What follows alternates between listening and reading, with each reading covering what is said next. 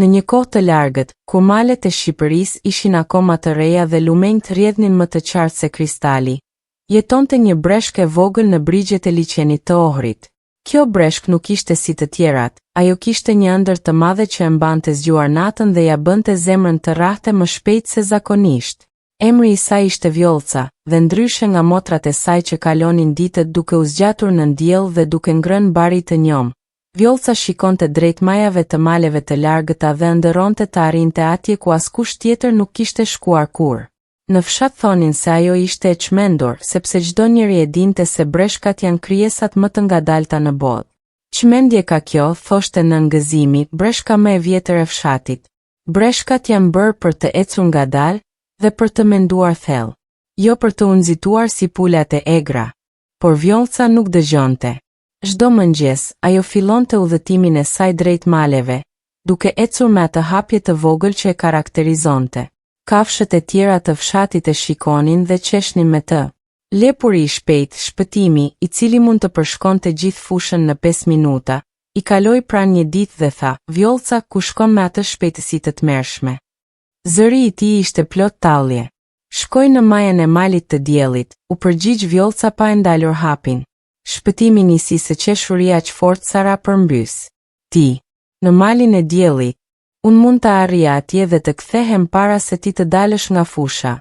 Do të duen vite për ty." "Ndoshta", tha Vjollca qetësisht, "por unë do të vazhdoj të ec." Lajmi i ëndrrës së Vjollcës u përhap shpejt në për të gjithë fshatin.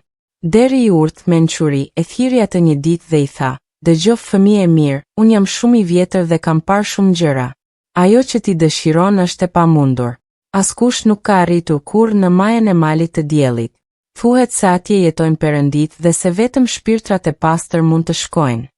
"Çfarë e bën shpirtin të pastër?" pyeti Vjollca. Mençuri u mendua për një çast. "Besimi, durimi dhe dashuria për ëndrrën tënde, edhe kur të gjithë të tjerët thonë se është e pamundur."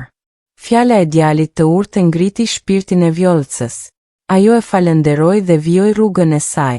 Javët kaluan dhe Vjollca vazhdonte të ecte çdo ditë. Ajo nuk shkonte shumë larg, vetëm disa metra më tej se dita e mëparshme, por kur nuk u dorëzua. Kafshët e tjera filluan të harronin dhe të merreshin me punët e tyre. Një ditë, ndërsa Vjollca po prekte një shkëmb të madh që e kishte parë prej kohësh nga larg, pa diçka të çuditshme. Një zogu i vogël me pend të arta ishte ulur mbi shkëmb dhe duke i lodhur. "Mirëdita", i tha Vjollca. "Jeni në rregull?" Zogu e shikoi me habi. "Një breshk që flet. Kjo është e çuditshme. Por po, faleminderit për pyetjen. Jam shumë i lodhur. Kam fluturuar prej ditësh për të gjetur rrugën për në malin e diellit, por duket se kam humbur rrugën." Zemra e Vjollcës u dridh nga eksitimi. "Edhe unë shkoj në malin e diellit. Ndoshta mund të udhëtojmë së bashku." Zogu qeshi butësisht. "Ti, por ti je breshk. Do të duhen muaj për ty të arrish atje."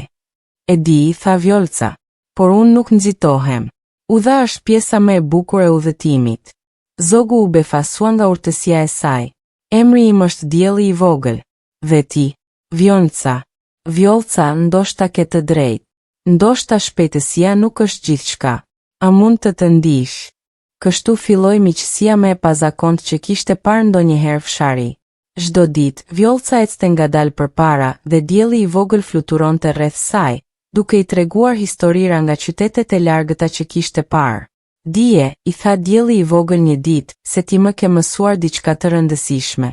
Gjithë jetën time kam fluturuar shpejt nga një vend në tjetrin, por kur nuk kam vënë re bukurinë që më rrethon.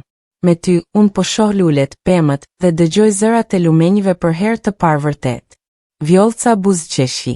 "Dhe ti më ke mësuar se edhe kur nuk mund të fluturoj, unë mund të shoh botën nga një këndvështrim i ri nëpërmjet tregimeve të tua." Muajt kaluan. Vjollca dhe dielli i vogël ka përcyen kodra të shumta dhe përshkuan fusha të gjera. Ata u miqësuan me një ujk të vjetër që i udhëzoi në përpyjet e errëta, dhe me një dhelpër të mençur që i mësoi se si të gjejnë ushqim dhe ujë të pastër. Por jo të gjithë ishin miq. Një ditë, ata u përballën me një ariu të madh dhe të egër që u bllokoi rrugën. "Ku mendoni se shkoni, krijesat e vogla?" vrau ariu me zë të thellë.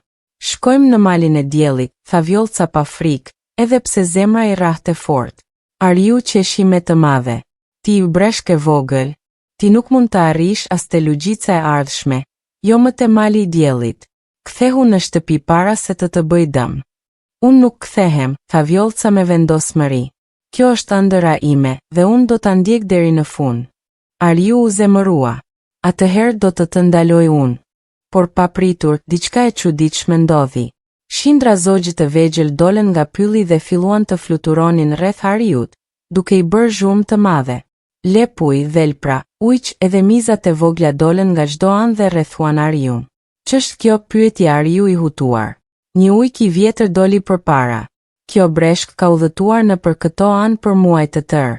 Ajo na ka ndihmuar kur kemi pasur nevojë, na ka dëgjuar kur kemi qenë të trishtuar, dhe na ka mësuar se edhe ëndërat më të mëdha mund të realizohen me durim dhe dashuri. Ne nuk do të lejojmë që ta pengosh. Ariu shikoi rreth vetes dhe pas se ishte rrethuar nga qindra kafshë të zemëruara. Ai kuptoi se nuk kishte zgjidhje tjetër veç se t'i linte të kalonin. Mirë, tha ai duke u tërhequr. Por kini kujdes. Mali i diellit nuk është si vendet e tjera. Vjollca dhe dielli i vogël vazhduan udhëtimin. Tani ata ishin të rrethuar nga shumë miq që kishin vendosur t'i shoqëronin për një pjesë të rrugës. Pas një viti të tërë ecjeje, ata së fundmi arritën në këmbët e malit të diellit. Ishte më i lartë dhe më i bukur se sa kishte imagjinuar ndonjëherë Vjollca.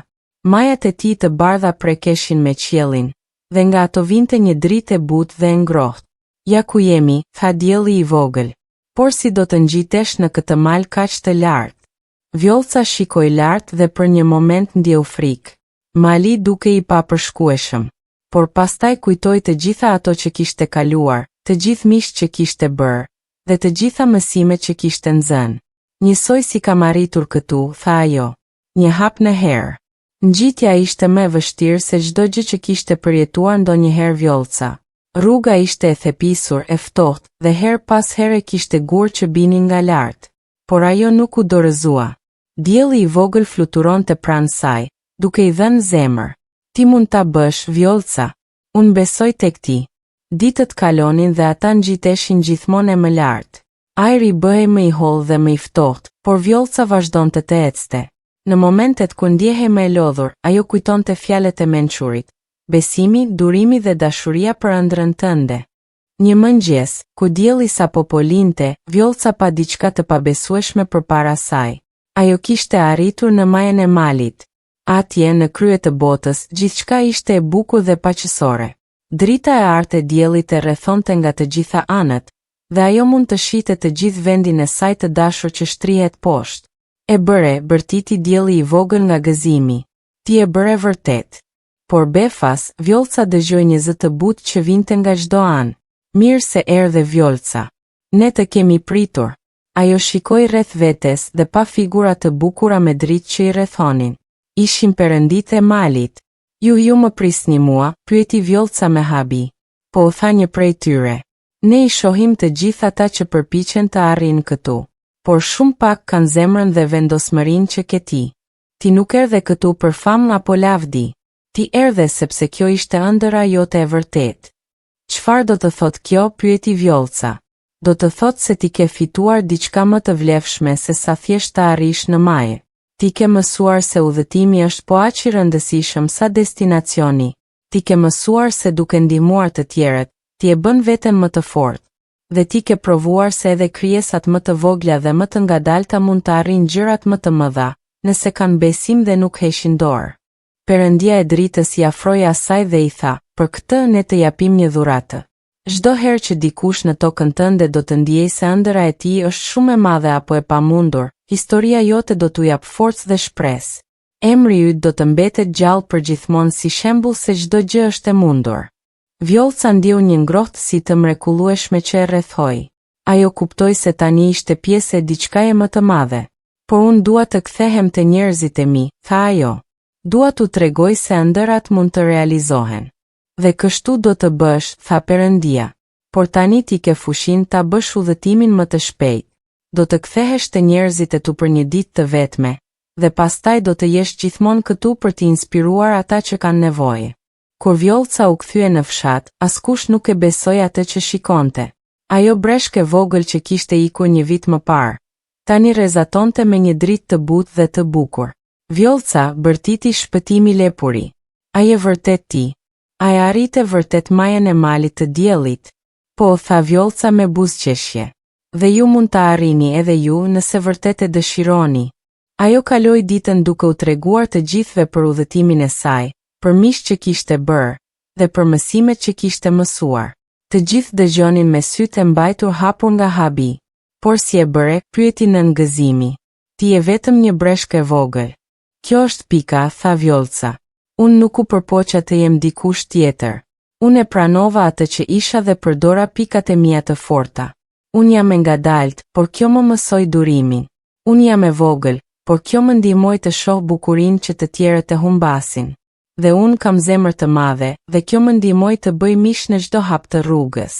Kur erdhi momenti i largimit, Vjollca i përshafoi të gjithë miqtë e saj të vjetër dhe të rinj. Mos harroni, u tha atyre, se ëndërat nuk kanë madhësi apo kohë. Ka vetëm zemra që besojnë dhe këmbë që nuk pushojnë se ecuri. Dhe me këto fjalë, Vjollca u zhduk në një dritë të artë, duke u kthyer te mali i diellit.